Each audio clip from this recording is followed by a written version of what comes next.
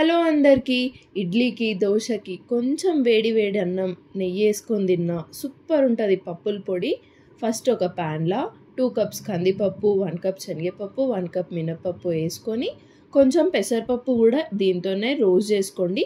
నేను తర్వాత రోస్ట్ చేసిన అవన్నీ రోస్ట్ చేసి ఒక ప్లేట్లో వేసుకోండి. ఇప్పుడు దానిలోనే కొంచెం జీలకర్ర, మీరు తినే అన్ని ఎండుమిర్చి, కొంచెం కరివేపాకు వేసి అవి కూడా మంచిగా రోస్ట్ చేసుకొని కొంచెం పెసరపప్పు అండ్ కొన్ని గార్లిక్ కూడా మంచిగా రోస్ట్ చేసి మిక్సీ వేసేటప్పుడు ఫస్ట్ ఎండుమిర్చి కొంచెం గార్లిక్ని కచ్చపచ్చ రుబ్బేసుకొని పప్పులు కూడా వేసుకొని దీనిలోనే కొంచెం సాల్ట్, పసుపు కూడా యాడ్ చేసి మెత్త పొడి పట్టుకొని ఇక చెప్పిన కదా, ఏ టిఫిన్లకైనా మస్తు ఉంటుంది, వేడి వేడి అన్నంకైనా మస్తు ఉంటుంది.